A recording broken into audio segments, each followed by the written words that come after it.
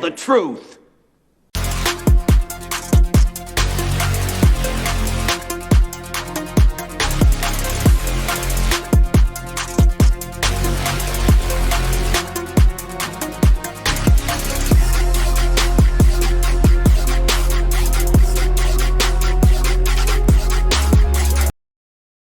What's up, everybody? I hope you're having a good day. Got some things I want to bring to y'all's attention, I guess, and everything. We'll talk about it right here. Hopefully, y'all leave some comments and thumbs up and all that stuff. And, check your subscription. Make sure it's going on, because YouTube is starting to delete people's subscriptions again. And they're also deleting views or losing views and all that stuff like that. And one other thing, I kind of mentioned this the other day, is hopefully you watched the video all the way through, because that's what YouTube pays attention to. Not only if you watched it for the first 30 seconds or the first 3 minutes and then bailed out, or if you watched it continuously, also your facial expressions also indicate a lot whether you're interested in the video or not. So anything like that that you could do to help me out, guys, I would really appreciate it. And as always, give a thumbs up for me, please. I appreciate it. Maybe leave a comment.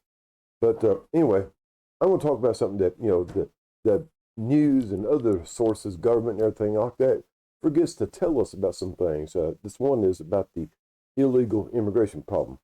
Now, of course, we've been seeing a big turnout for going ahead and getting these people off the streets and out of the country and everything like that. And did y'all know this? I mean, we've seen a big thing for it. And I'm for deportation, guys, of people that's not supposed to be here. Plain and simple. If you ain't supposed to be here, then you shouldn't be here. That's it. You're a criminal if you cross the border without permission. And if you overstay, you're allowed a allotted period to get citizenship. So that's a lot of people, guys. That's a whole bunch of people. As far as illegal immigrants go, if you're picked up by ICE or Border Patrol, Immigration, or Marshal, any of these other guys like this, right? You're taken to a detention center, right? Just like if you was picked up by the police, if you've done something locally or whatever, and you was picked up by the police, you'd be taken to a detention center, just like we're here. Well, at the detention center, you're processed through and everything like that, categorized or everything, you put with this person or that group or whatever and everything like that. But here's the thing they don't tell you. They make phone calls, right? They can make phone calls. Y'all heard about this down in Florida and Texas and everywhere else, that they're making phone calls, getting a hold of people outside of the facility. And they contact their family. But did you know that they have a bond? They could post bail. See, these news medias and the government people and everything don't tell us this on the other side of the story, that these guys can post bail. And in fact, all they have to post is a $1,500 bond. It's $150 in most states, guys, with a $1,500 cash bond or $150 secured bond. So, yeah, what about that, guys?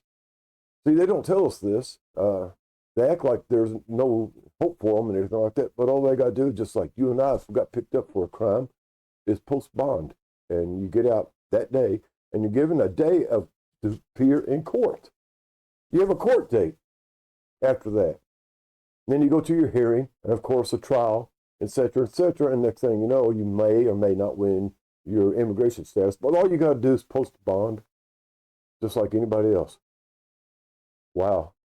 How come they don't tell us this, guys? They want us to feel bad for everybody, right? They don't tell us the full story. Yeah, if you're picked up by immigration and put taken to this detention facility, spread this around, guys. Let everybody know that all they got to do is post a $1,500 bond or $150 in some places if it's a secured bond, and you're out. Some places don't even require you to post a bond at all. There's some places that has no bond applied, and you walk out as soon as you picked up. Crazy, right? All right. So it's coming out now, guys, like I told you the other day, that United States and Israel has Iranian drones.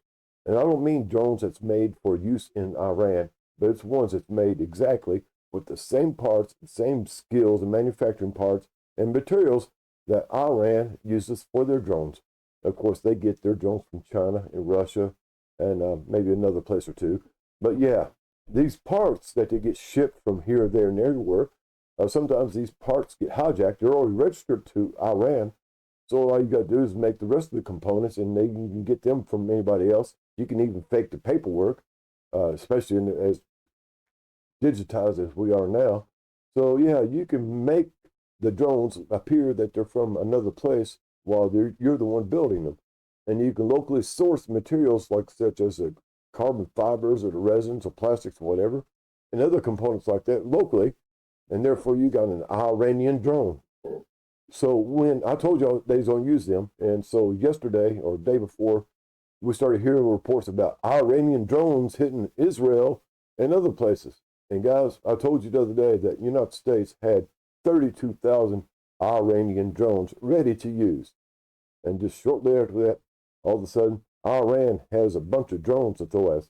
Guys, I'm not saying anything bad about Iran, guys, but they run more or less a lot of it is simplified. Now, it's not like the Stone Age stuff they show us, people living in huts and brick buildings. It used to be a very modern society, but they are not out making drones to attack other countries unless they're attacked, and that's the biggest thing. They leave everybody alone, others alone, unless they bother them. That's been historically what they did. And here we are bothering them. Remember, the United States is the one, and Europe is the ones that disposed the former Shah of Iran and put in the Ayatollah religious leadership that currently or was currently running Iran. Yeah, United States and Europe, England, did that. And now we decided that we want somebody else in. So what do? Yeah, we got rid of them, just like we did with Venezuela, just like we're getting ready to do with Cuba, and we're getting ready to do with North Korea. Of course, this all has to do with central bank stuff, but it isn't really central bank anymore, guys. The central bank system is kind of dead. Everything is digitized, asset managed, and everything else like that. It's all blockchain stuff, guys, investments and everything. It's all run by BlackRock and State Street, Vanguard, and all them others, Capital something other, I think, Capital Investments, whatever it's called. But there's a handful of them out there, guys.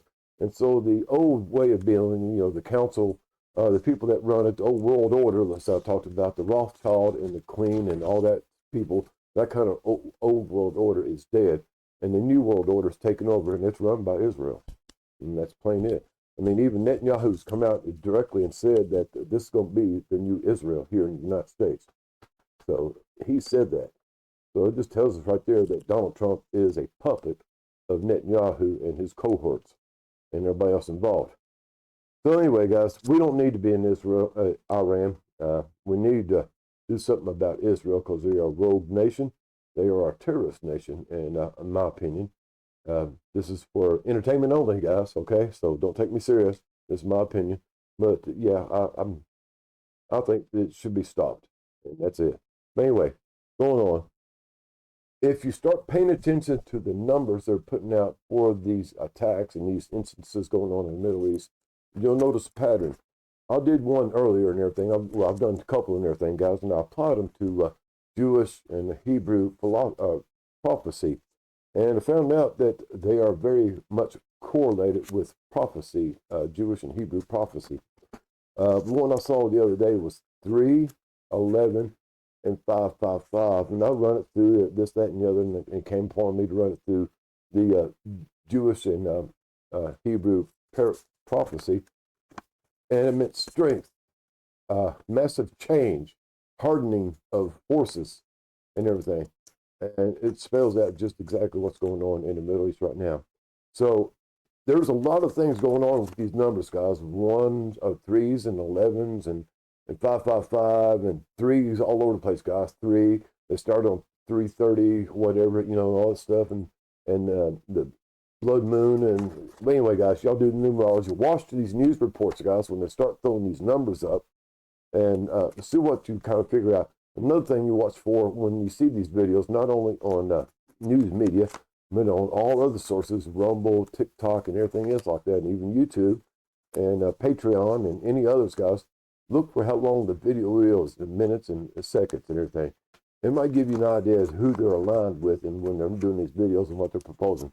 But guys, we've been seeing a lot of numerology, the 333, things going towards Saturn, the planet Saturn, octagon, the black box, and all this other stuff, black rock.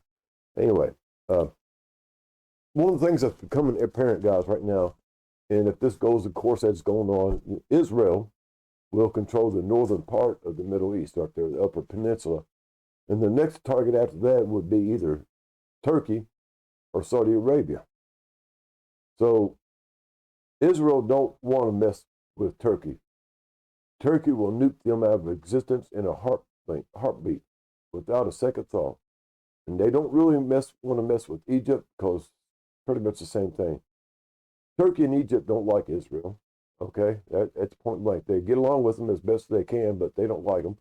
And if given an opportunity, yes, they would join in and annihilate the whole blasted place.